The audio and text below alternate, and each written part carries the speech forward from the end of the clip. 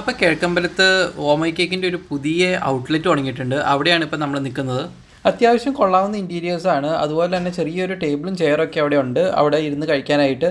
അതിൻ്റെ അകത്ത് നമ്മുടെ പേസ്ട്രീസൊക്കെ നോക്കിക്കൊണ്ടിരുന്നപ്പോഴാണ് ഒരു മിൽക്ക് കേക്ക് എൻ്റെ കണ്ണിപ്പെടുന്നത്. അതിൽ എഴുതിയേക്കുന്നത് ട്രസ്റ്റ് ലെച്ചസ് മിൽക്ക് കേക്ക് എന്നാണ്. അതായത് നമ്മുടെ ആലിയ ഭട്ടിൻ്റെ ഒക്കെ ഫേവറേറ്റ് ആയിട്ടുള്ള ട്രസ്റ്റ് ലെച്ചസ് മിൽക്ക് കേക്ക്. എങ്കിൽ പിന്നെ അതൊന്ന് ട്രൈ ചെയ്യാമെന്ന് വിചാരിച്ചു. ഇടക്കാലത്ത് ആലിയ ഭട്ടിന് വളരെ ഫേവറേറ്റ് ആയിട്ടുള്ള ഒരു കേക്ക് എന്ന് പറഞ്ഞിട്ട് വളരെ ഫേമസ് ആയിട്ടുള്ളൊരു ഐറ്റമാണ് ട്രസ്റ്റ് ലെച്ചസ് മിൽക്ക് കേക്ക്. അപ്പോൾ അതിൻ്റെ ഒറിജിൻ എന്ന് പറയുമ്പോൾ ലണ്ടൻ ബേസ്ഡ് ഒരു ഇതാണ്. അപ്പോൾ ദുബായിലും അതിൻ്റെ ഔട്ട്ലെറ്റൊക്കെ ഉണ്ടായിരുന്നു.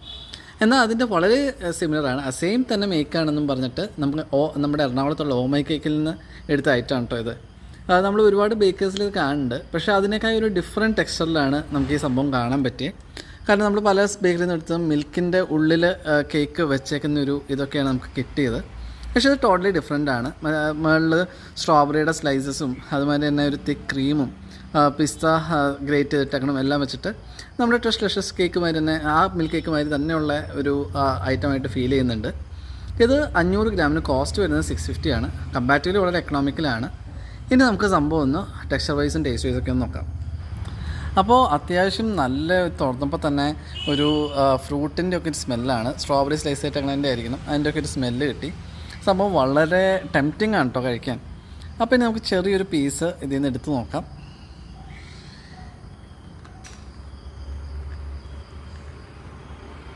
അപ്പോൾ നമുക്ക് പല ലെയറായിട്ട് അതിനകത്ത് കാണാം കേട്ടോ. മുകളിലൊരു തിക്ക് വിപ്ഡ് ക്രീമും പിന്നെ ഒരു മിൽക്കി ബാറിൻ്റെ ടൈപ്പ് ക്രീമും കേക്കും എല്ലാം കൂടെ ആയിട്ട് വളരെ ടെംപ്റ്റിംഗ് ആണ് ഐറ്റം.